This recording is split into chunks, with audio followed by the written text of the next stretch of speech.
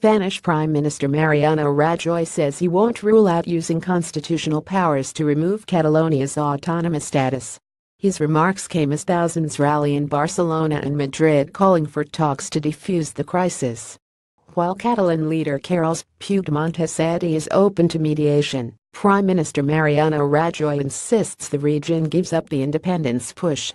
Reuters' Spanish Prime Minister Mariano Rajoy said on Saturday he would not rule out using constitutional powers to remove Catalonia's autonomous status if it claimed independence, as tens of thousands took to the streets to call for talks. The wealthy northeastern region of Catalonia, with its own language and culture, held a referendum on October 1 on independence, in defiance of the Spanish Constitutional Court, which had ruled the vote illegal. Until now, Rajoy has remained vague on whether he would use Article 155, the so-called nuclear option, of the Constitution, which enables him to sack the regional government and call a fresh local election. In an interview with Spanish newspaper El País on Saturday, Rajoy was asked if he was ready to trigger the Article 155 of the Constitution, and said, "I don't rule out absolutely anything that is within the law. Ideally, it shouldn't be necessary to implement extreme solutions, but for that not to happen, things would have to be changed."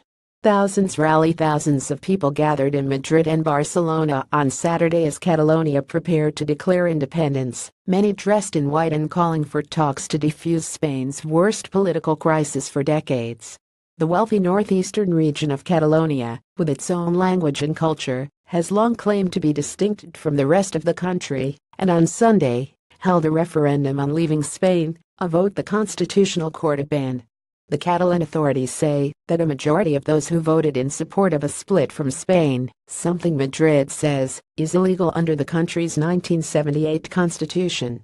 TRT World spoke to journalist Martin Roberts in Madrid. "I've come because I feel very Spanish, and makes me very sad what's happened," Rosa Borges, 47, an unemployed secretary who had joined a noisy gathering in central Madrid, said. Borges, wearing a Catalonia, "We Love You" sticker and surrounded by thousands waving Spanish flags, added, "I wanted to be here for unity, because I also feel very Catalan. My family lives in Catalonia." Spain divided. The political standoff has divided the country, pushed banks and companies to move their headquarters outside Catalonia, and shaken market confidence in the Spanish economy, prompting calls from the European Commission for Catalan and Spanish leaders to find a political solution. While Catalan leader Carles Puigdemont has said he is open to mediation, Prime Minister Mariano Rajoy insists the region gives up the independence push, which grew in strength during a near 6-year economic crisis, before he will sit down to talk. People attend a demonstration in favor of dialogue in a square in Barcelona. On October 7, 2017, Reuters. Rajoy's government mobilized thousands of national police to stop Sunday's vote, leading to clashes with Volt voters as they tried to close polling stations in schools and remove ballot boxes. The police violence drew widespread condemnation and forced the government to issue an apology on Friday. But tensions continued to rise after reports that plans for a unilateral declaration of independence will be handed to the Catalan parliament on Tuesday. Spanish police patrolling today in Barcelona. The other cars protest against their protest. Get them out. pic.twitter.com/awgf6 and Tumir. Help Catalonia at CATALONIAHELP.